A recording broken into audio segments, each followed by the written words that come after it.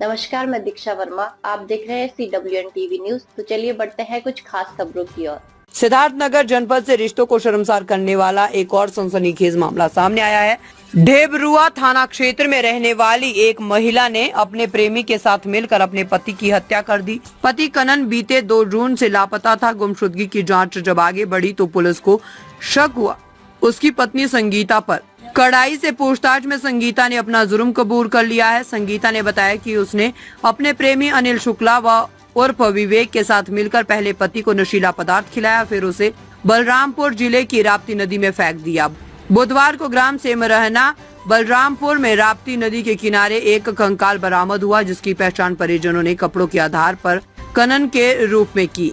इस मामले में मृतक के भाई बाबूलाल की तहरीर पर ढेबरुआ थाना में हत्या का मुकदमा दर्ज किया गया है। मुकदमा संख्या 104/2025 धारा 140(1) BNS के तहत मामला पंजीकृत हुआ है।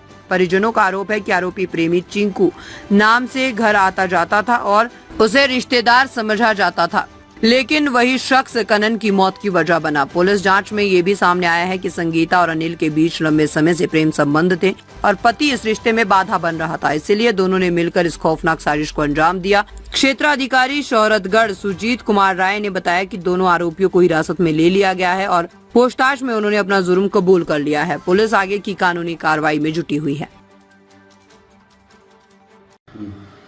जनपद सिद्धार्थनगर के कोतवाली डबरुआ अंतर्गत दिनांक 5/6/2025 को श्रीमती संगीता वाइफ ऑफ कन्नन, जो रहकट थाना डबरुआ की रहने वाली हैं, इन्होंने अपने पति श्री कन्नन की गुमशुदगी कि वो दिनांक 2/6 से घर नहीं आए हैं बाबत एक प्रार्थना पत्र दिए, जिसके संदर्भ में दिनांक 5 को ही थाना कोतवाली डबरुआ में गुमशुदगी दर्ज कर ली गई थी।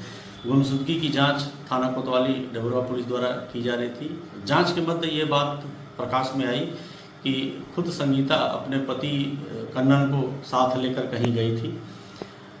कन्नन की गुमशुदगी के संदर्भ में पुलिस द्वारा संगीता से ही कड़ाई से पूछताछ की। संगीता द्वारा कड़ाई से पूछताछ में ये बात स्वीकार किया कि उसके प्रेमी अनिल शुक्ला, जो थाना ललिया जनपद बलरामपुर के रहने वाले हैं, इन दोनों लोगों ने मिलकर कन्नन को कहीं बलरामपुर में राप्ती नदी पे कुछ खिलाकर, नशीला पदार्थ खिलाकर उसको वहाँ कहीं नदी में फेंक दिया है। इस संदर्भ में जो है बाबूलाल, कन्नन के भाई बाबूलाल द्वारा दिनांक 9/6/25 को संगीता व अनिल के विरुद्ध VNS की धारा 140(1) का अभियोग पंजीकृत कराया है।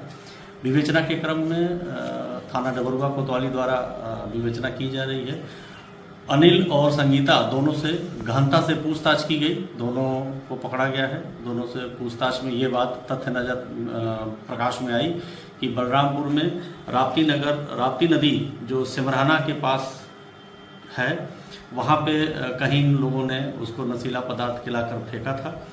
आज विवेचना के क्रम में ही कोतवाली देहात जनपद बलरामपुर में सिमरहना ग्राम की सीमा पे राप्ती नदी के किनारे एक कंकाल के रूप में कन्नन की मृत अवस्था में बॉडी मिली है।